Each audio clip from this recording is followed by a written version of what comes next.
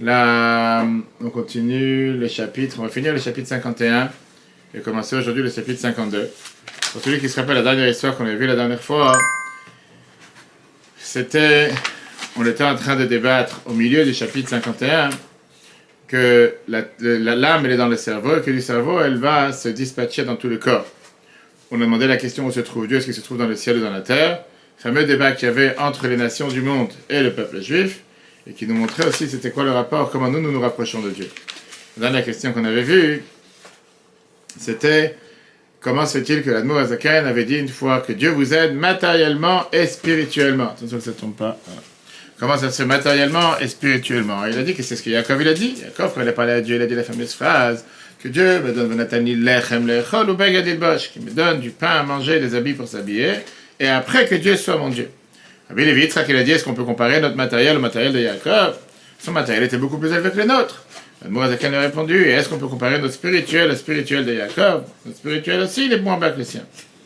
Et donc la question qu'on débat, qu'on a débattu le dernier cours, qu'on peut revoir sur l'application et Torah sur les différents podcasts, qui est comment vraiment l'Admour Azaken a dit que le matériel passe avant le spirituel?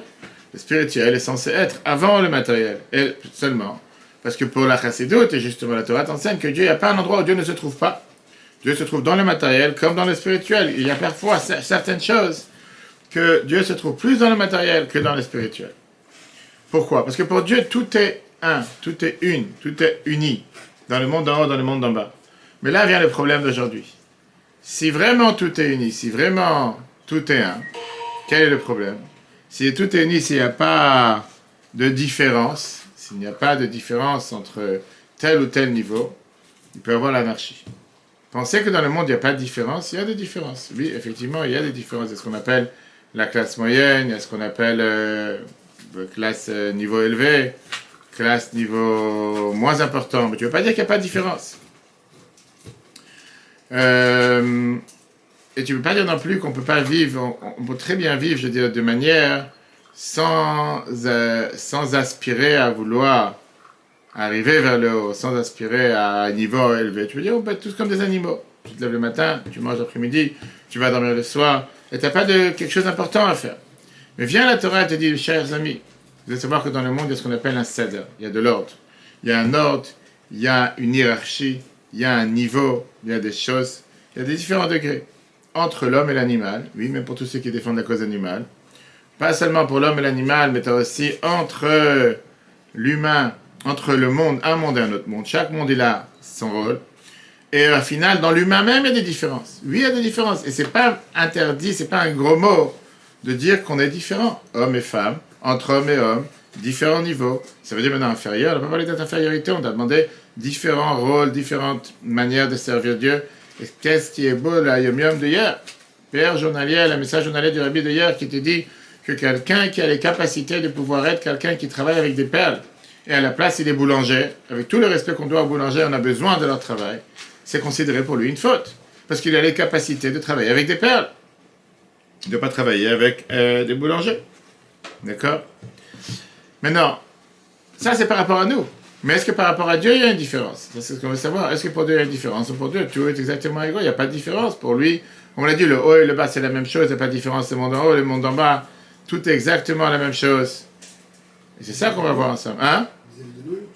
Par rapport à lui, par rapport à nous, exactement. Est-ce que par rapport à lui, par rapport à nous, il y a une différence? Revenons à ce qu'on avait dit au départ, la différence avec le corps et l'âme. Après qu'on a appris que dans le corps, il y a tellement de membres différents et qui reçoivent leur manière d'agir de l'âme. Et on a vu que l'âme, en réalité, c'est un seul, si on peut dire une seule cellule. C'est un seul essence spirituelle qui ne se sépare pas dans les différents membres. Et elle se trouve dans les pieds, dans la tête de la même manière. On a eu la question, si c'est comme ça, comment de la neshama, de l'âme, arrivent différents traits de caractère aux différents membres? Si la neshama, elle est la même dans les pieds que dans la tête. Et la réponse, elle est, qu'on avait vu la dernière fois, qu'à part la centrale nucléaire que tu as aussi les 613 différents traits potentiels avec lesquels tu pourrais éventuellement agir dans le corps, qui font véhiculer, qui font bouger le corps. Et on a vu que ça, c'est exactement la différence qu'il y a entre l'essence de Dieu et entre la lumière contractée avec laquelle il a créé le monde, ce qu'on a appelé Mema Lekolami, remplir le monde. Et d'ailleurs, On a vu la même chose avec le soleil. Le soleil, il est un, il est une seule force, une seule puissance. C'est les rayons de soleil. Ça dépend par quelle fenêtre, ça dépend si c'est des fenêtres UV, ça dépend si c'est des rayons, c'est tout ce que tu veux. Dieu, tu ne peux pas le décrire, il est haut, il est plus haut que tous les niveaux. Il se trouve égal dans le monde d'en haut, dans le monde d'en bas. Mais ce niveau, il est totalement déconnecté de nous. Tu ne vois pas Dieu qui est dans la table. Mashiach va venir, on va voir, on a parlé de Zachariah chez Pesach. Les différentes prophéties, qu'est-ce qui va se passer quand Mashiach va venir. Là, on va voir la différence. Pour l'instant, on ne voit pas cette différence. Nous, on ne peut pas ressentir ça. Et d'ailleurs, quand on dit dans la prière vendredi soir, Let Machashavat Fils avec là, on ne peut pas comprendre Dieu. Comprendre, tu ne sais pas c'est quoi Dieu. Pour comprendre qu'est-ce que c'est Dieu à notre niveau, Dieu, il a dû faire dévoiler dans ce monde une lumière qu'on appelle Metzumtzam, une lumière contractée, limitée. Que son rôle, c'est de laisser la possibilité et la place au monde de pouvoir le comprendre. Et au contraire, connaître Dieu. D'un et Elokai Avicha, c'est un verset de la Torah. Par ça qu'on a cette lumière contractée. Là, on peut commencer à avoir une idée de qu'est-ce que c'est la grandeur de Dieu. Comme si je te dis, tu vois aujourd'hui, parce que je suis dans ces sujets en ce moment en train d'apprendre avec les différentes cellules du corps, etc. Et quand tu réussis avec aujourd'hui, avec les microscopes, de pouvoir attraper un spermatozoïde ou une cellule et la séparer des autres, et quand tu vois que c'est tout un monde qu'à l'œil nu, tu vois absolument rien. Tu vois un corps, tu vois un tas de graisse ou un tas d'os ou un tas de muscles, va savoir. Tu vois absolument aucune différence. Et tout d'un coup, tu vois avec les appareils qu'on a aujourd'hui, d'enlever une cellule, de voir des mauvaises cellules, des bonnes cellules, de séparer, de détecter. C'est juste hallucinant que certains docteurs n'osent pas dire c'est la main de Dieu. Ils te disent qu'est-ce qu'elle est bien fait la nature. Et la Torah te dit, heureusement qu'il y a un Dieu sur terre. Quand tu vois que le corps humain a des millions de cellules, et c'est exactement la même chose. Donc c'est des choses que tu ne vois pas. À l'œil nu, tu vas prendre un appareil spécial, tu vas pouvoir le voir. Si on peut dédier ce cours à la fois chez De Raphaël Bannister.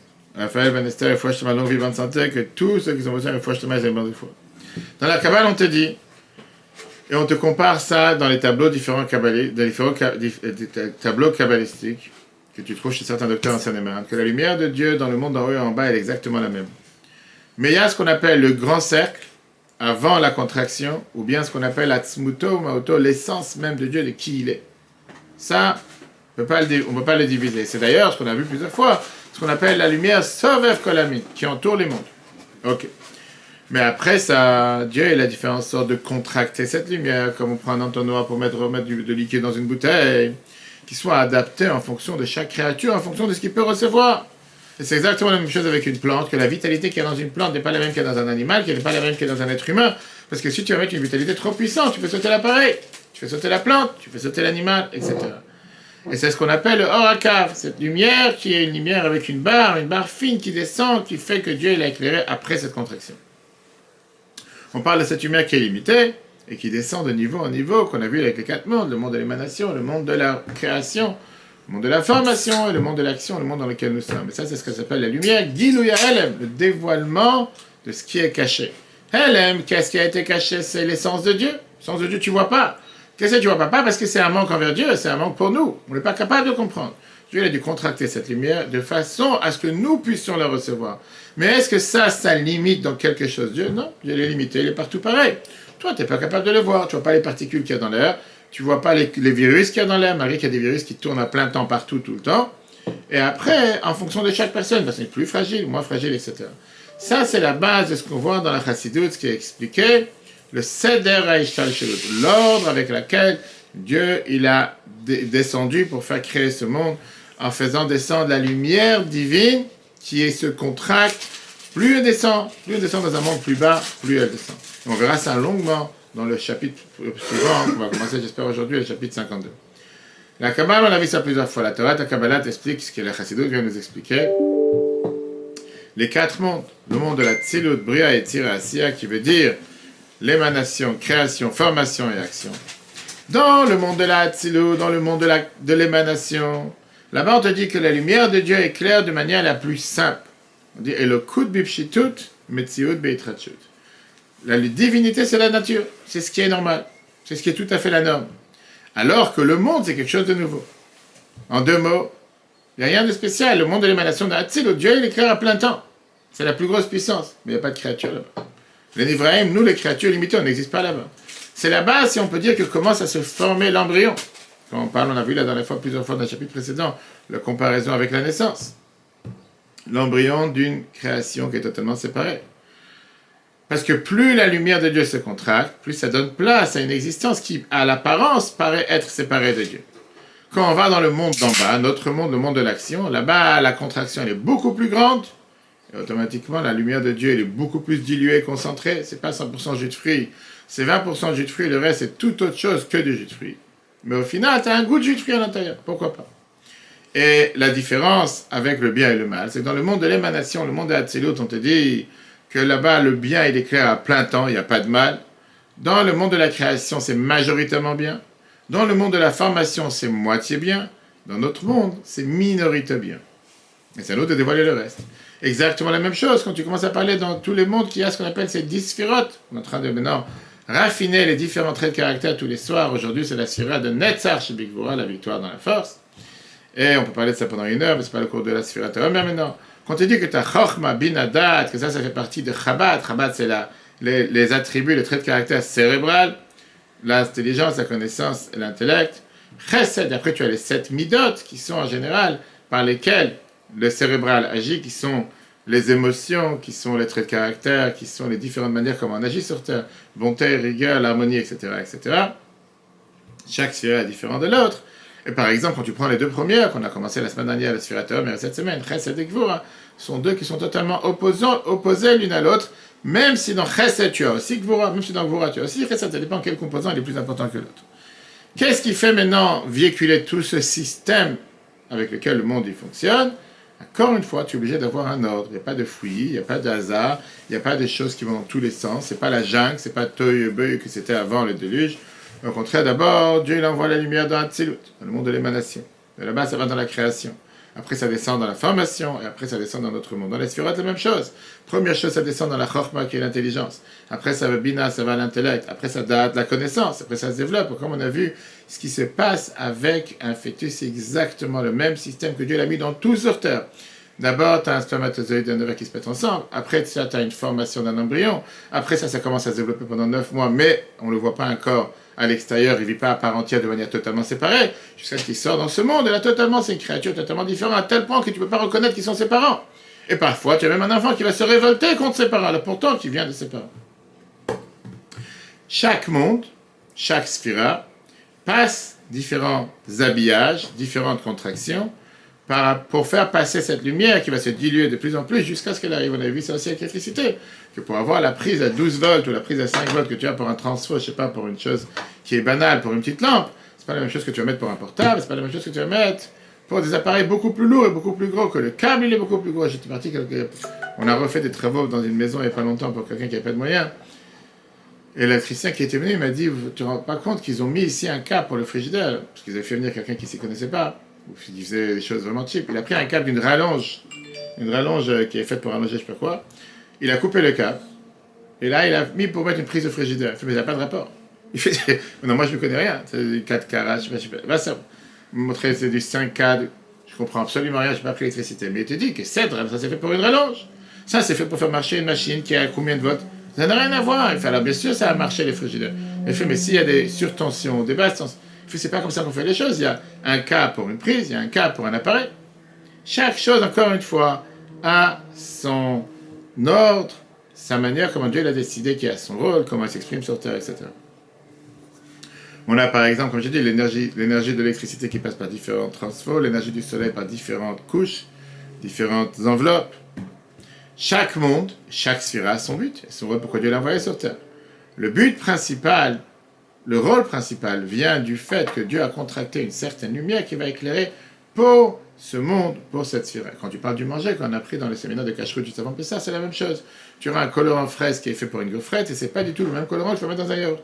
Quel rapport? Pour toi, tu comprends absolument rien. Tu vois fraise. Tu dis que non, tu vas dans un laboratoire aujourd'hui. Tu vas avoir des centaines de différents colorants fraises et que chacun, il est habillé en fonction du produit que tu vas utiliser. Qu'est-ce que tu comprends, toi? Qu'est-ce que c'est différent? Moi, je vois une fraise, je vais la mettre partout. Ok, pour toi, parce que tu comprends absolument rien. Pour quelqu'un d'autre, c'est différent. Et pareil, pour les traits de caractère, hein? Exactement, pas les fraises, tu vois. Exactement, pour les traits de caractère. J'allais te dire plus que ça. Tu prends une tarte aux fraises, 10 pâtissiers différents, chacun a différents goûts. Pourtant, ils ont mis les mêmes ingrédients. Et après, ils vont te dire, non, la différence est dans le four, la différence est dans la température, la différence est dans le secret, va savoir. La différence est dans la prière que l'autre il a fait, ou la farine qu'ils ont utilisée, ou la chaleur, va savoir comprendre. Donc, dans les mondes d'en haut, la présence de Dieu elle est beaucoup plus développée, beaucoup plus large. Dans les mondes d'en bas, elle est beaucoup plus contractée, beaucoup plus cachée. Ça, c'est ce que la Moazak va expliquer dans le prochain paragraphe, le chapitre 3, le troisième paragraphe. Comment, néanmoins, il y a une différence entre les mondes d'en haut et les mondes d'en bas. Même si par rapport à Dieu, tout est égal, la différence, elle est de la manière comment Dieu l'a fait descendre sa vitalité sur terre. Ça veut dire que la lumière de Dieu qui est infinie, qui Dieu descend, fait descendre dans ce monde de manière contractée. Le but, c'est pourquoi? C'est pour éclairer ce monde, donner la possibilité aux créatures sur terre de ressentir la divinité, de recevoir en interne. C'est comme aujourd'hui, tu vas prendre une aiguille, tu vas pas prendre une aiguille qui fait pas quel diamètre pour faire une piqûre. Tu vas prendre une aiguille qui avec un tout petit diamètre, et plus le diamètre il est beaucoup plus petit, plus tu vas pouvoir injecter dans l'endroit où tu dois injecter. Parce que tu veux que seulement puisse recevoir. Et tu vas voir que l'aiguille est totalement différente si c'est pour tel sujet ou pour tel sujet. D'accord? Et il rajoute que ça, c'est une des raisons pourquoi la Kabbale appelle l'abondance de la lumière de Dieu qui descend sur terre avec le nom de or, une lumière. A priori, une lumière, c'est quelque chose de physique, limité, qui est bien, je veux dire, encadré. Comment tu peux appeler une abondance divine en termes de lumière? Mais tu dis que la lumière, ça vient t'exprimer l'abondance de Dieu. De même manière que la lumière dévoile le luminaire, que ça veut dire que la lumière existait dans le luminaire avant. Sauf qu'elle était cachée, que grâce à ça que tu as augmenté aujourd'hui, tu as des boutons, c'est pas des boutons poussoirs, tu as des boutons que tu peux régler, faire avoir une lumière de nuit ou une lumière de jour plus forte ou moins forte. Exactement la même chose avec la lumière de Dieu. Tu as la lumière de Dieu qui existait avant qu'elle se dévoile à nos yeux. Dieu, il a fait en sorte d'être très sympa avec toi, de te donner la possibilité de faire en sorte que la lumière puisse se dévoiler en fonction et adapter surtout au receveur. Que le receveur puisse recevoir la lumière qu'il a besoin, ni plus ni moins. Là, il va t'expliquer la différence qu'il y a entre les mondes d'en haut et dans les mondes d'en bas. Les mondes d'en haut, la lumière divine, elle est beaucoup plus dévoilée. Les mondes d'en bas, la lumière divine, elle est beaucoup plus cachée. Pareil dans les créatures, chacun, en fonction de son trait de caractère, il reçoit exactement la lumière qu'il a besoin. Regardons tout ça dans le texte. Quelle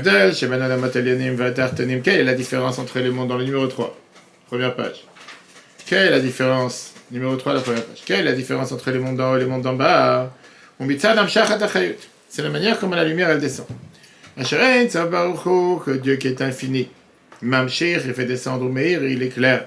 De manière à ce que ça soit un dévoilement de ce qui est caché. Chez Zay, tu mets en parenthèse, c'est la raison, une des raisons. Pourquoi pourquoi l'affluence et l'abondance de la lumière, de la vitalité de Dieu, Mechouné, elle est surnommée Beshem avec le nom Or, lumière, Ader Machal par exemple. Pourquoi? La Chayot, Aolamot, Vaboim, Shabem, pour faire vivre les mondes et les créatures qui sont dans les mondes. Shaolamot, Aelionim, les mondes d'en haut, Mekablim, Meprinat Gilo, ils reçoivent la lumière avec un dévoilage. Satyotem, Atatonim, c'est dévoilé beaucoup plus que ceux qui sont dans les mondes d'en bas. Chol, Abroim, Shabem, tous les créatures qu'il y a dans les mondes d'en haut, on parle bien sûr des créatures spirituelles, comme les anges, etc. Mekablim reçoivent leur lumière, Kol, Echad, chacun qui fit Kochot, Trunato, chacun comme sa force et son trait de caractère. Chez Trunat ou Prinat, Amshacha, Pratit, que ça c'est le trait de caractère et la manière comment il va descendre individuellement, faire descendre, que Dieu qui est infini, Mamshich ou Meir, il le fait descendre et il éclaire. Vatartonim, les mondes d'en bas, même Afilo Aruchnim, même les plus spirituels, ne pas confondre avec les spiritueux, Enam Mekablim ne reçoivent pas cette lumière divine, le Prinat, Gilui Kolka, de manière tellement dévoilée comme il y a eu dans les mondes d'en haut. Seulement, comment on peut le recevoir? Rag Bilvushim Rabim, avec beaucoup d'habillage, avec beaucoup de contraction, avec beaucoup de dilution. Asher Ein Sof Baruch Hu, que Dieu qui est infini, Malbish Bahem et s'habille, il fait habiller dedans, Achayut Ve'aor, la lumière et la vitalité, Asher Mamshich ou Meir Lehem Lachayotam, qui fait descendre pour les faire vivre. Rabbi Zouched à l'époque, il avait l'habitude de dire cette phrase que l'Obir répétait des dizaines de fois. Quand je serai dans les mondes d'en haut, on ne va pas me demander la question pourquoi tu n'as pas été Avraham Avinu. Parce que je répondrai que je ne suis pas Avraham. On ne va pas me demander pourquoi tu n'étais pas Moshe. Parce que je répondrai que je ne suis pas Moshe Rabbeinu. Par contre, on va me demander pourquoi tu n'as pas été Zouched. Je veux dire, chaque Neshama, chaque âme, Dieu lui a donné son rôle pourquoi elle est venue sur terre. Le but pourquoi elle existait sur terre. Un but particulier, possibilité particulière, trait de caractère particulier. Et au final, en fonction de ça, une mission particulière. Chacun, il doit se soucier de faire sa mission avec le meilleur de ses capacités. Parmi tous les mondes, redescendant sur terre, atterrissant sur terre, on vit dans le monde le plus bas. Le monde qui est le monde de l'action. Ça, c'est le monde dans lequel nous sommes. En langage de la Kabbale, qu'est-ce que ça veut dire le langage de la Kabbale? Il te dit que ce monde, il est appelé Olam Asiya Agashmi, le monde de l'action matérielle, contrairement au monde de l'action spirituelle. Parce que dans chaque monde, il y a un dévoilement de Dieu. La question, elle est combien? Quand tu regardes dans une bouteille de jus, est-ce que tu vois c'est du jus d'orange 100%? Est-ce que c'est concentré? Concentré à combien? Quand tu mets aujourd'hui sur un paquet de céréales, c'est très bon pour la santé parce que c'est fait à base de blé complet. À base de blé complet. Et les gens, ils tombent dans le panneau. Ils disent, ah, tu vois, j'ai acheté les céréales blé complet. Et tu commences à regarder sur l'étiquette. Tu dis qu'il y a 20% de blé complet, qu'il y a 40% de maïs, il y a 20% de pommes de terre, et après, il va savoir quoi d'autre, plus du sucre, plus de l'huile. Tu as 150 produits, et toi, au départ, tu es parti parce que tu voulais acheter du blé complet. Tu veux du blé complet, va dans les champs, acheter du blé complet. Prends pas une chose quand tu mets encore à la base de blé complet, les gens disent, c'est exactement la même chose. Tu as une lumière de Dieu, mais combien s'est dévoilée cette lumière de Dieu? La différence, elle est quel niveau? Que ça soit dans le monde d'en haut, dans le monde d'en bas. Bien sûr que quand tu parles des mondes d'en haut, la lumière de Dieu, elle est infinie. Il n'y a même pas de quoi questionner, elle existe, elle est présente. La question dans notre monde, c'est combien elle est diluée. C'est comme je te dis avec le bouton de la lumière. Est-ce que tu allumes à 10%, tu allumes à 100%? Dans notre monde, par définition, on commence avec un volage. Un volage total. On ne voit pas du tout la lumière. Pourquoi? Parce qu'on reçoit la lumière après tellement de tzimtzumim, tellement de contractions, tellement d'habits, tellement de couvertures, tellement d'enveloppes, que tu ne vois pas la lumière de Dieu. Tu ne peux pas mentir, tu vas dans la rue, tu ne vois pas Dieu. Tu vois des autres personnes, tu ne vois pas Dieu. Et ça s'exprime de deux manières, je vais te dire tout de suite. Premièrement, l'existence de Dieu même, elle est couverte. D'abord, Elem, Olam Milachon Elem, le monde ça veut dire Elem, voilé. Tu vois pas Dieu de manière dévoilée, et les gens peuvent être capables même de dire ouvertement que Dieu n'existe pas, parce que je vois pas Dieu, je sais pas de qui tu parles, j'ai jamais parlé avec lui. Alors comment le monde fonctionne? Naturellement, la nature. Oui, le soleil il est fait pour se lever tous les matins, le soir la lune, la nature est belle. Est-ce qu'à l'époque de Adam et Echad ou à l'époque du Mashiach, on aurait une vision de Dieu? 100%, 100%. Comment c'est possible? C'est-à-dire que s'il y a eu Tzimtzum, parce que une seconde, ça c'est ce qu'on a, c'est le but de ce qu'on a fait pendant qu'on était en exil, de dévoiler, de raffiner tous ces traits de caractère, de faire en sorte de pouvoir faire lever Dieu. C'est-à-dire que s'il a fait le Tzimtzum, c'est justement pour pouvoir créer. Ça se retirer pour. C'est pour te donner la place à exister. Donc si on revient, enfin s'il y a cette lumière qui revient, du coup on va. Meilleur exemple, on parle avec quelqu'un qui a la chance d'avoir des enfants, c'est comment un enfant arrive sur Terre. Tu dois passer par l'étroitesse la plus petite pour, dans un certain temps, se développer. D'un ovaire qui va prendre, qui va s'associer, se coupler avec des spermatozoïdes. 9 mois plus tard, tu as un enfant, d'abord tu as un enfant qui fait 1 cm, on te dit 2 cm, on te dit 5 cm, jusqu'au 9e mois qui fait 30 cm, et quand tu avances 20 ans plus tard, tu vois quelqu'un qui c'est un géant. Tu te dis, comment est-ce possible quand tu sais que tout au départ, comme la Mishnah d'Apokao te dit, qui a commencé par un spermatozoïde qui n'était rien de rien de rien. Alors, si le but, c'était quoi? C'était que depuis le départ, il y a une telle création, pourquoi tu devais passer par un moment néant? Pourquoi tu dois prendre une graine, mettre dans la terre, qu'elle se décompose pour pouvoir créer? Prends un fruit, prends 10 oranges, mets dans la terre 10 oranges. Je ne sais pas comment ça marche, est-ce que ça va vraiment marcher, si ça ne marche pas. Je ne pense pas que ça va marcher. C'est pas quand tu vas acheter chez Jardiland ou tous ces autres magasins. Tu achètes des sacs de trucs, de graines de tomates, des graines. Tu te dis qu'avec ça, je vais faire planter tout un champ. Vous en avez largement, monsieur, pour dire, je ne sais pas combien de mètres ou des centaines de mètres. Quel rapport? Va planter tout ce que Dieu a créé sur terre, ça doit passer. Donc pareil, la lumière de Dieu qui t'a donnée, c'est justement de créer cette possibilité de pouvoir illuminer le monde. Mais tout d'abord, ça doit venir avec des limites, ça doit venir avec des contractions, pour qu'au départ, la nature puisse l'accepter. Et plus on fait de Torah et Mitzvot sur terre, plus on purifie le monde, plus on fait évoluer le monde, plus on fait dévoiler dans ce monde la divinité jusqu'à ce que Mashiach va venir. On verra au Kol Bassar, pas seulement les Juifs, même les non-Juifs, ce qu'on a vu dans l'Haftarah d'Achon Pessah, que les animaux vont vivre ensemble, personne ne va vouloir se manger l'un à l'autre. À tel point, tout le monde se recentrera à la divinité sur terre. Ça, c'est ce qui Mashiach va se passer. Mais ça ne se passera pas avec un clic d'un doigt. On devra d'abord passer par l'exil, et c'est ce qu'on a vu par rapport à tout à fait de Pessah. Sortie d'Égypte, c'était quoi le but de passer pour ressortir avec une richesse, Abraham? Parce que Dieu voulait qu'on passe par pouvoir ce raffinage, de pouvoir dévoiler tous ces étincelles divines qui sont tombées en Égypte. Et une fois qu'on a fini le travail, on avait sortir d'Égypte. La même chose avec l'exil, d'accord? Donc ça, c'est le premier point par rapport à la lumière de Dieu qui est sur terre, qui est une lumière qui est totalement voilée. Deuxièmement, dans le monde, il y a ce qu'on appelle des morts. Des morts, pas forcément morts en termes morts, des gens qui sont morts, mais il y a tellement d'essence qui ne développe pas ou qui ne dévoile pas qui ne dévoile aucune vitalité. Ce qu'on voit le plus, c'est dans le minéral. Le minéral, tu vois pas quelque chose qui vit. Tu vois pas comment la pierre, elle vit. Tu vois pas comment une montagne, elle vit. Tu vois comment la montagne, elle vit pas. Tu commences à voir, tu évolues, tu commences à monter dans, comment on appelle ça, dans le végétal, etc. Là, tu vois la vitalité. Mais viens là, Noazaken t'explique que dans chacun d'entre nous, on a cette partie de mort aussi.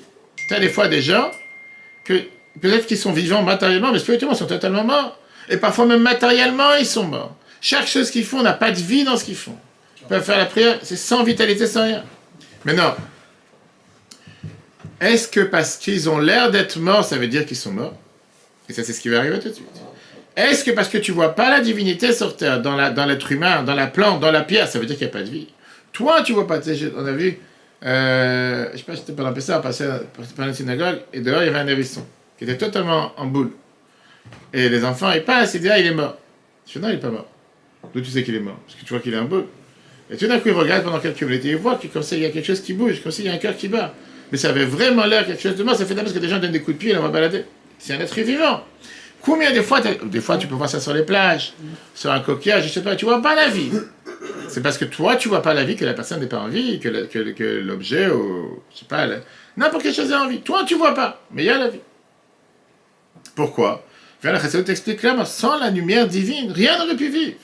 Ça n'existe pas quelque chose sur Terre qui peut vivre sans la lumière divine à l'intérieur. Sauf qu'aujourd'hui, on a des yeux tellement grossiers, on n'a pas les lunettes adaptées, pour ça on ne voit pas. Quand ma chair va venir, on va pouvoir le voir. Aujourd'hui, on ne peut pas le voir. Comme la Rizal te dit que même dans le domaine, même dans le minéral, il y a une âme. Et ça, c'est la lumière divine, la vitalité que Dieu fait vivre cette minéral, qui ne va pas être le même que quand il était avant que Dieu l'a créé. Viens, la Kabbalah te dit que cette lumière de Dieu qui fait qu'il vive ce monde vient d'un niveau qui est tellement élevé, qui vient de Malchut d'Assir, qui veut dire qu'il vient de plus haut niveau de la royauté. On n'a pas le temps de développer, c'est quoi, on verra ça dans les prochaines surahs, dans Surat Hermès, mais qui est le niveau le plus bas par lequel on va créer les mondes, par lequel on va faire en sorte que le monde existe. Dans le prochain paragraphe, la Noazaken les explique par rapport à notre monde matériel qui est totalement différent des mondes d'en haut, puisque dans le monde dans lequel nous sommes, d'un côté, la lumière divine est totalement voilée, et on ne peut pas la voir, à tel point que tu as tellement de créatures qu'ils ont l'air être minérales, voire totalement morts, et néanmoins, détrompe-toi, il y a la lumière de Dieu à l'intérieur. Et la lumière de Dieu qui vient des niveaux les plus élevés. Maintenant, à nous de la dévoiler. Et c'est pour ça qu'on est sur Terre. Et ça, c'est la mission que Dieu nous a donnée. Et après, on verra comment ça s'exprime dans le couple, dans l'éducation et dans la société. D'abord dans le texte. Comme ils sont tellement puissants et grands, tous ces habits, toutes ces manières de contracter, malbish, que Dieu, il s'habille, ou mastirbem, et qui voile à l'intérieur, dans la lumière, et la divinité, jusqu'à ce qu'il a créé ce monde matériel, Gashmi Mamash, qui est totalement grossier et matériel, ou Meave, où il le fait créer, ou Mechaye, où il le fait vivre. Bechayut, avec de la vive et or et de la lumière, Hashamam, Shichumeelo, qui le fait vivre. Or, Rameloubash, lumière qui est habillée, ou Mechusei, voilé, ou Moustar, caché. Betoch, Alevushim, Arabim, Basum, parmi tous ces habits qui sont nombreux et puissants. Quel est leur rôle? La Ma'alimim ou Mastirim, qui cache et qui voit la lumière et la vitalité de Dieu. Jusqu'à ce qu'on ne voit pas du tout la lumière et la vitalité. Rak, quelque chose que tu vois. Dvarim, chomrim, vegashvim, des choses grossières et des choses matérielles. Venirim, metim, ils ont l'air d'être totalement morts. C'est tout ce que tu vois. Il te dit, mais tu fais une grosse erreur. Arbetocham, même dans eux. Yesh, or, vechayut, il y a une lumière et une vitalité, ameaveotam, qui les crée. Mais aïn le yesh tamid, du néant à l'existant. Chez le yachzeru liyot, aïn vefes kesher, qui ne redeviennent pas néant comme ils étaient avant d'être créés. Sauf que toi, tu n'as pas les lunettes adaptées. Il faut aller chez, je sais pas, un petit center ou un flalou, va savoir trouver des meilleures lunettes. Ve'orze, cette lumière, ou me'en sabarochu, elle est de Dieu qui est totalement infinie. Seulement, rak, Shinit la beige, Mevushim Rabim. C'est une lumière qui a été habillée dans différents habits. Donc moi, je suis Katoub Etzraim. Comme c'est écrit dans Etzraim, dans Rabbi Chaim Vital, l'élève de Harizal, dans la Kabbale, chez Or, Vechayut, Kadour, Haaretz, que la lumière et la vitalité de la planète Terre. Achomri, qui est grossière, matérielle, Anira, Leinebassa. Qui ça, c'est ce qu'on voit à nos yeux. Omi Malchut de Malchut d'Assia, c'est du niveau le plus élevé de Malchut, du monde de l'action dans lequel nous sommes. Ou Betocha, à l'intérieur d'elle, tu peux retrouver Malchut d'Etzira. Ah, tu me tords Kulam, jusqu'à ce qu'à l'intérieur de tout ça, tu retrouves les 10 sphirotes d'Atzilus de l'émanation.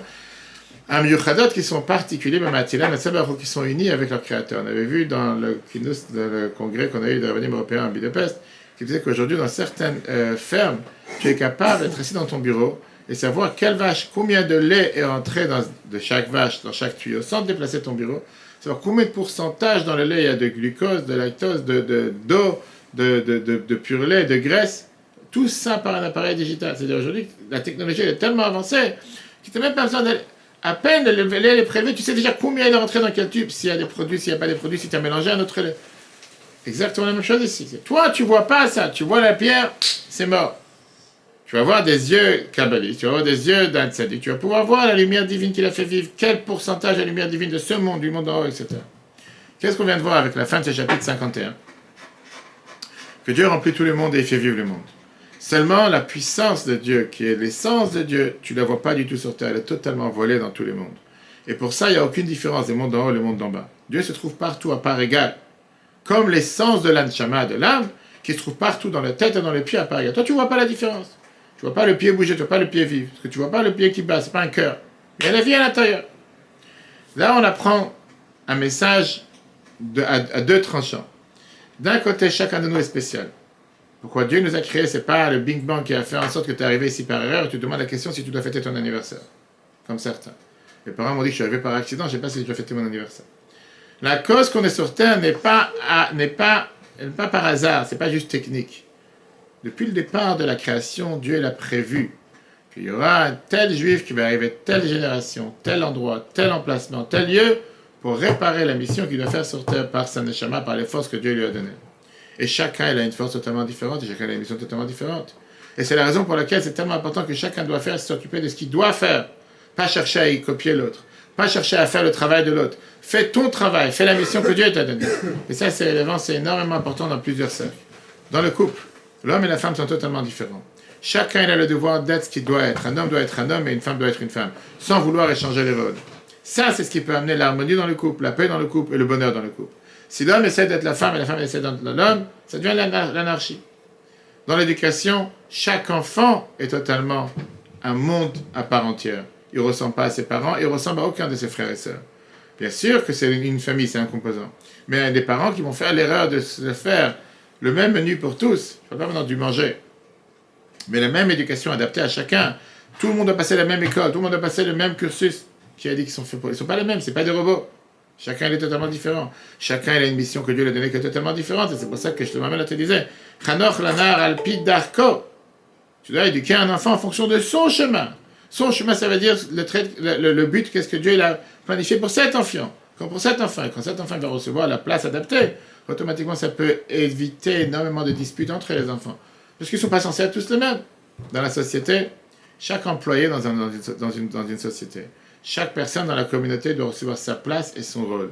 Tu ne peux pas avoir tout le monde la même chose, en fonction de sa personnalité. Tu as quelqu'un qui est beaucoup mieux en étant quelqu'un de technique, tu as quelqu'un qui est beaucoup mieux en étant planifieur, tu as quelqu'un qui est beaucoup mieux en étant d'organisateur. Et quand tout le monde, toutes ces composants se mettent ensemble, ça fait réussir la société. Et ça, c'est la meilleure manière d'éviter les soucis. C'est pour ça que quand aujourd'hui tu dois former un gouvernement, et tu prends des pions, des gens qui n'ont absolument aucune connaissance, ou qui n'ont rien fait, ni dans l'éducation, ni dans l'économie, mais comme c'est l'ami d'eux, le copain d'eux, celui qui m'a fait aider, ou quoi que ce soit, tout d'un coup tu nommes l'autre à l'éducation, l'autre, je sais pas, à l'économie. Dans 2 mois ça marche pas, bon, on va changer les chaises. Tu vas inverser, toi tu vas faire l'économie, tu vas aller... Depuis quand?